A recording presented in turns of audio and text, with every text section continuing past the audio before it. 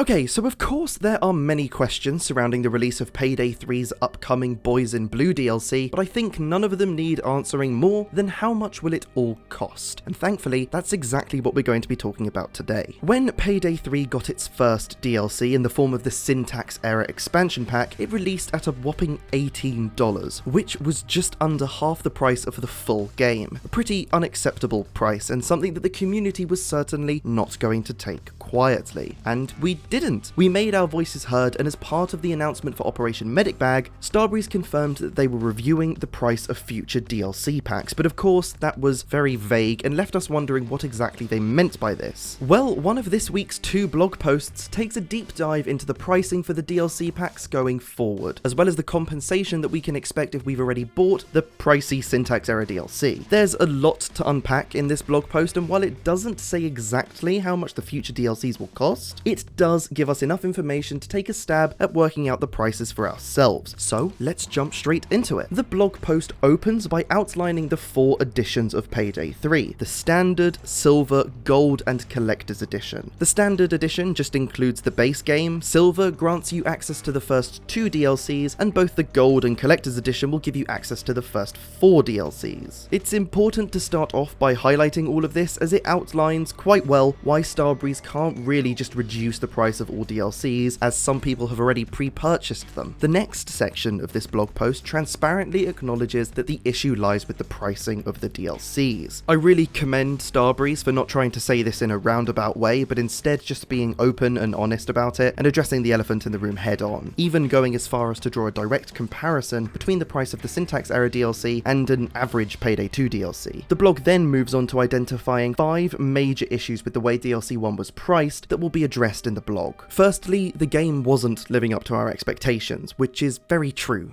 Many people felt hard done by back in December when we had already identified so many issues with the game, but instead of any communication about the state of the game, Starbreeze released a DLC that understandably didn't sit well with people at the time. Secondly, the price disparity between DLCs for Payday 2 and Payday 3. Thirdly, the fact that there was no option to upgrade from the Standard Edition to either the Silver or Gold editions without repurchasing the base game as well. Fourthly, because some Hiesters have already pre-purchased the upcoming DLCs, they can't simply reduce the price of each DLC. That isn't to say that the price of the DLCs aren't coming down, it's just that it's a little bit more complicated than that. And finally, that the general community reception to the price was quite negative. All of these issues have been addressed, but before we discuss exactly how and get into some of the other Payday news from this week, I just want to take a moment to ask that if you are enjoying this video, that you please do consider subscribing. We've hit our crazy goal of reaching 1,000 subscribers by the time Boys in Blue comes out, but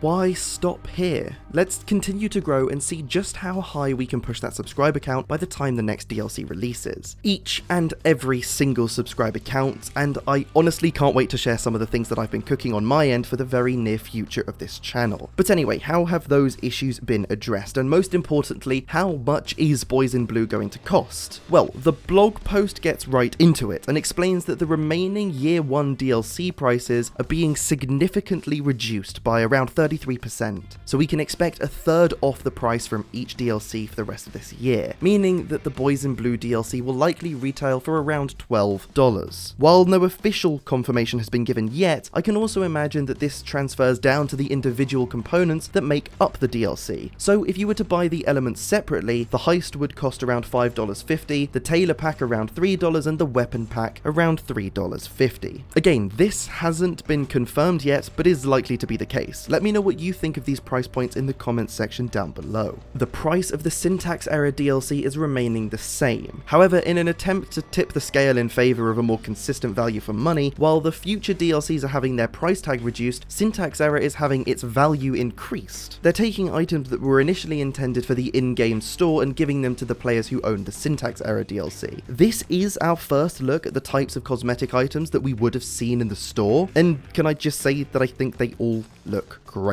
While the store itself hasn't been completely cancelled yet, it isn't coming anytime soon. So if you own the Syntax Error DLC pack, you'll be getting access to the following cosmetic packs: the Drifter pack, including the Wayward Drifter outfit and Maniacal Moonshiner weapon preset, the Preacher pack with the Dark Preacher outfit and the Wraith weapon preset, and the Island skin that just includes the Island Slacker outfit. But it's not just Syntax Error owners who are being compensated. If you own the Silver Edition, you'll get access to the Heavy Hitter pack, which includes the Heavy Hitter outfit and Veteran Ranger weapon preset. Finally, if you own the Gold Edition, you'll get the Assassin pack 2, with the Gentile Cut outfit and the Lance weapon preset. I honestly love each and every one of these outfits, even the ones that don't necessarily align with my personal taste in cosmetics, like the Heavy Hitter pack for example. I still think they all look fantastic. The blog includes this graphic, just for some clarity about which bundles you'll be getting depending on which version of the game you own. And if you're somebody who only owns the base game and has been waiting for a way to upgrade your game to the Gold Edition, today's the day.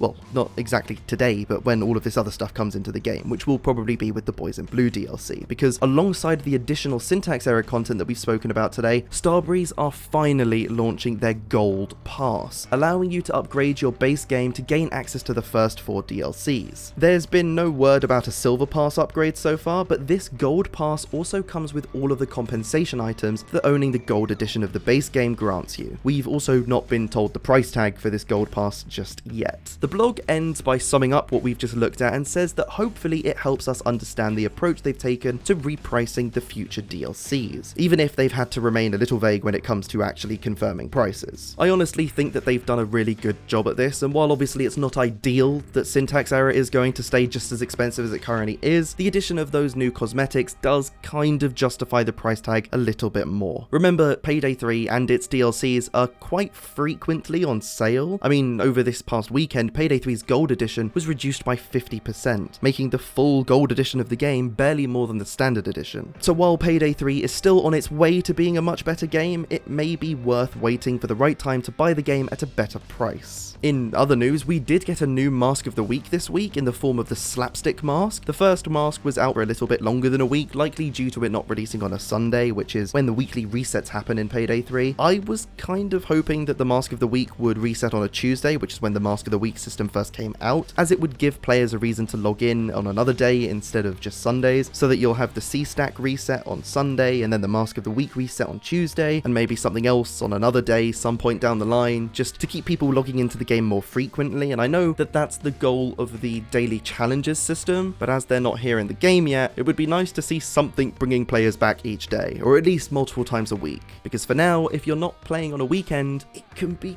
kinda difficult to find a lobby.